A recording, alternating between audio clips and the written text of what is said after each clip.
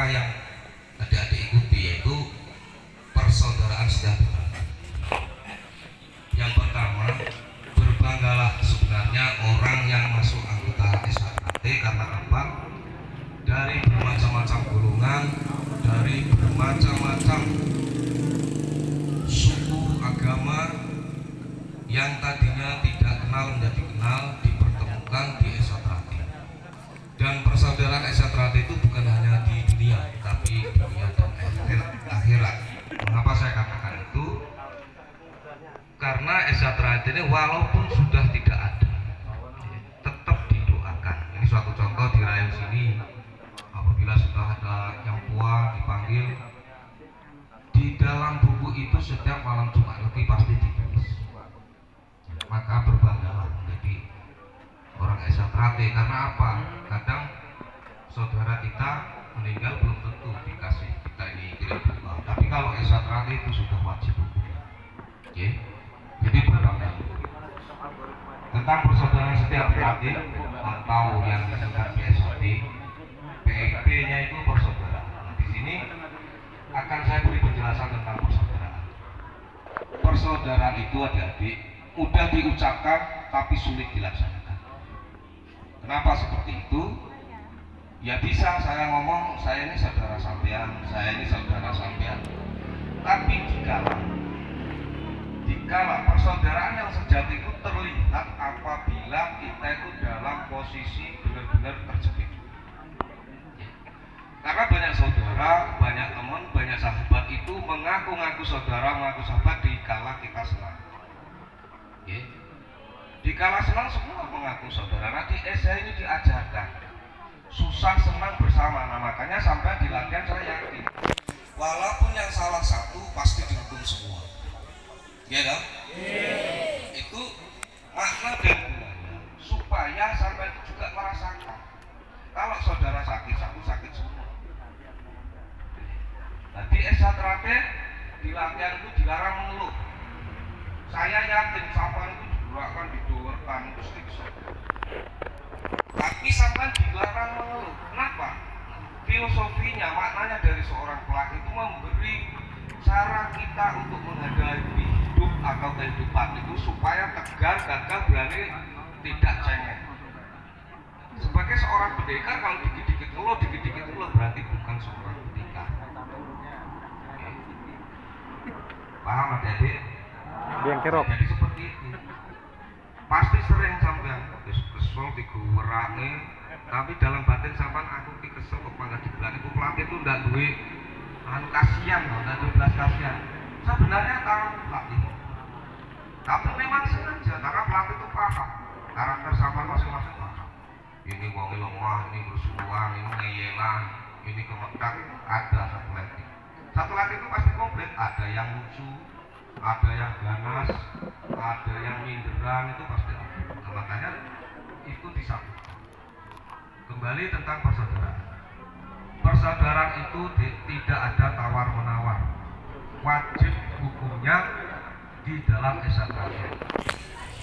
Makanya pencak silat itu hanya tali pengikat. Karena apa? Kalau kita latihan didasarkan hanya pencak silatnya, kalau sudah tua saya yakin boro-boro arep nendang paling melangkahkan kaki saja sudah susah. Gitu? Nah makanya diikat dengan persaudaraan itu, pencak silat ini hanya sebagai pengikat. Walaupun tua tidak bisa gerak, uyuk-uyuk, pikun, itu adalah saudara saya. Itu di Esa terakhir. Makanya kalau hanya pencak silatnya yang diajarkan, tidak ada ikatan persaudaraan, ya sudah nggak iso silat ya gua, nggak iso silat gua. Ya, jadi seperti itu. Jadi walaupun sudah tua nggak bisa silat, tetap itu saudara kita. Nah, mengapa Esa terakhir itu ajarannya persaudaraan? Terus sebagai pengikatnya itu pencak silatnya. Nah, kalau hanya dibentuk persaudaraan tanpa ada kegiatan, ini suatu contoh, sahabat tiap malam minggu datang, ngumpul, ngopi, balik, berkesan nggak kira-kira? Enggak toh? Nah kalau dilatih kan salah, ngomong-ngomong di 16 udah tinju des, nah itu kesan.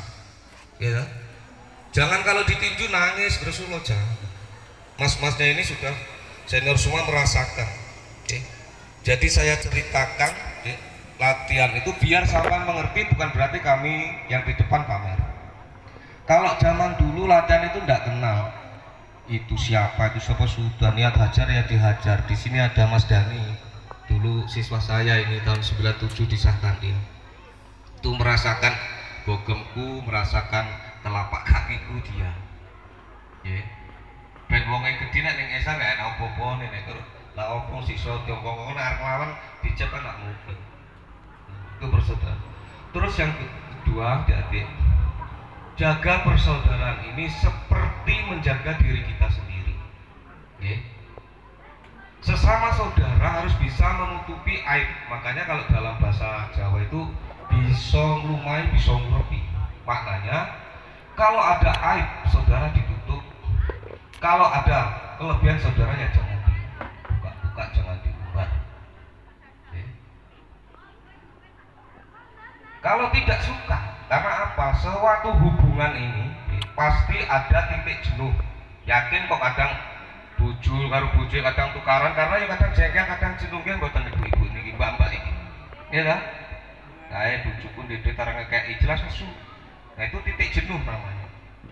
Pasti. Nah, hubungan kita sebagai saudara pasti. Apa nah? Si bujang ya, mohon maaf ya. Sing ditaksir wonge padha, saing-saingan. Nah, terus rasa saudara itu sudah hilang, akhirnya padu belut. Nah di esa ini beratnya apa? Sampai nanti disumpah bahwa sesama saudara itu apabila terjadi perkelahian sampai parah, yang satu mati, yang satu ikut mati. Kalaupun tidak mati orangnya, mati usahanya, mati sandang pangannya, itu sudah pasti wajib dan hukum alam. Ya. Jadi intinya untuk adik-adik, nek ora senang karo dulur cukup menang. Ya. Ojo diumbar-umbar, apalagi zaman saya itu zaman canggih, zaman media sosial. Aku nggak senang karo Mas Hamid, wes gawe status Facebook itu, wes nyindir-nyindir. Itu ndak perlu seperti itu. Karena apa? Nek sesama dulur itu menang ya ora kondang, kalah ngisin-ngisini. Nek ribut karo dulur, nggih. Isin kita. Lah yang lebih parah kalau yang nonton itu bukan orang esa terlatih, mencibir dia. Jadi asaran esa seduluran cak apa, cak kapak apa, cak minyak telur. Jadi itu perlu dicermati itu adik-adik. Jadi sampean ini nanti sudah jambak, nanti sekitar 2 bulan tes hijau, 2 bulan tes putih, sudah tinggal nunggu waktu. Itu adik-adik, okay? Paham ya? Nah, sesama satu letting adik-adik, ini sampai harus ada rasa istimewa. Makanya kalau tempat saya, satu letting ini tak suruh bikin grup siswa di WA, satu ranting. Karena biar akrab, karena persaudaraan itu tercipta karena ada keakraban. Bohong kalau ngaku saudara tapi nggak akrab itu bohong. Nah itu saling berbagi cerita. Nah inilah nanti letting 2025. Satu grup artinya apa? Kemarin dek, sebelum saya ada wacana itu, rayon sini sama Tanjung Menang Margo Jadi umpamanya. Ini setelah disahkan nggak mengenal. Padahal satu ranting kan memprihatinkan. Bagaimana tercipta persaudaraan yang kekal dan abadi, kan tidak mungkin. Tapi kalau sampai selama setahun ini akrab, ada ya? Bukan. Lanjut ya. Siswa gundul biasa tunggu. Siswa sing jenggotnya nyempris sak lagi. Nah itu masih dikenang. Paham ya? Jadi jagalah persaudaraan ini seperti menjaga kita sendiri. Jeleknya saudara, jeleknya saya, itu prinsip. Makanya kita ini terlahir dari beberapa orang tua masing-masing, kelakuannya beda-beda, dan itu jangan